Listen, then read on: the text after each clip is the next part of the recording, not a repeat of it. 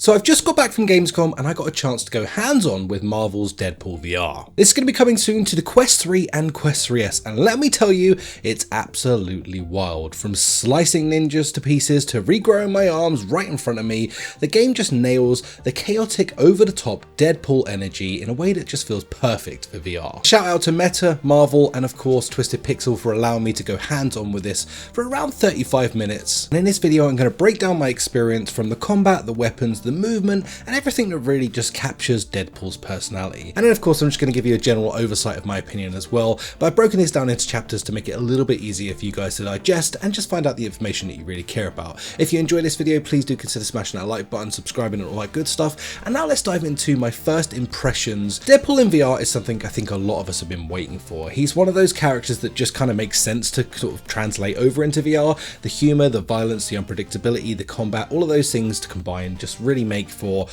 kind of what VR is good at, which is just immersing you in there and giving you that hands-on experience. The demo I played set the tone immediately, throwing you into a slice of gameplay where you're facing waves of bad guys, everything from your average ninja henchman all the way to a tougher ninja boss. And then right away you just kind of feel like Deadpool. It's bloody, it's funny, it's ridiculous, and of course he's breaking that fourth wall. Within minutes I was laughing, slashing, and kind of shaking my head at just how insane some of these moments were. It just really felt like they combined everything that I was expecting from this and kind of turned it up to 11. So congrats to them for that, because that's quite a hard thing to achieve, especially with such a loved character as Deadpool. Now let's talk about some of the combat and the weapons, because I feel like this is some of the most important parts that you can get right, especially for a game like this. Now honestly, the combat was definitely the star of the show. Deadpool VR gives you a surprising amount of freedom, and it doesn't really lock you into any way of playing. Instead, it feels like you're encouraged to experiment and mix things up, really change your weapons and use them dynamically however the hell you want, whether that be throwing a katana across the arena, slashing someone in half, or really just throwing your gun at someone's head to knock them dizzy for a second before you blast them with your 50 cals.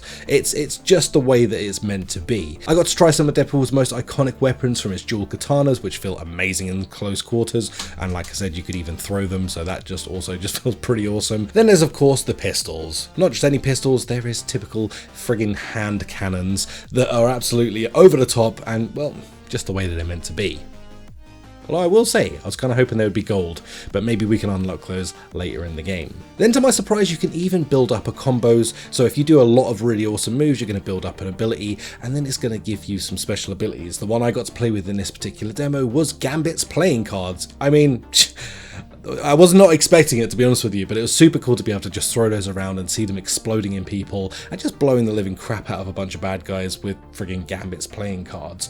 It just really made it feel like you're going to have those crossovers and really unique sort of weapon moments that are going to make Deadpool feel alive and kind of, again, just make you feel way more grounded inside of that Deadpool universe, where they're not scared to use some fun stuff that really just snags it and brings it all together. The best part though was being able to chain all of these things together. Like I said, you could run into a group of ninjas, slice one with a katana, pull out a pistol, shoot another mid-air, then finish them off by tossing a friggin' playing card into their face if you can unlock that combo in time.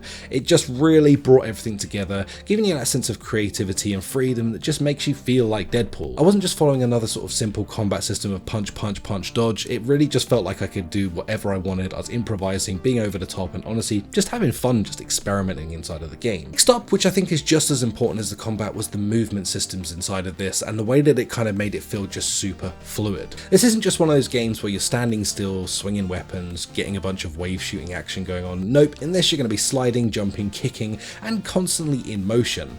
And honestly, the best bit about all of that is it just makes it all flow together in a way that feels natural and cinematic.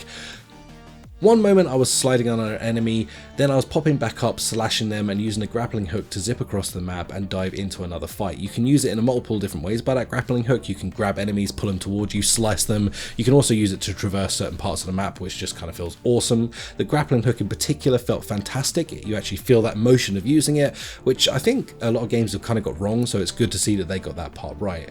Overall combined, it just made me feel really immersed in the game, which is something I feel like I haven't had in a hot minute in a VR game. It wasn't clunky, it wasn't awkward, it just kind of felt very intuitive for once, especially if you're a little bit more of an advanced player. I feel like you're going to just settle straight into this game, and I'm sure they've probably got a really good tutorial as well. I haven't had a chance to experience that yet because they just kind of throw us right into the action. Next up is quite an important part in my mind, especially for a Deadpool game, is did they get like the DNA of the character correct? Have they really made you feel like this, and have they done a good job with this?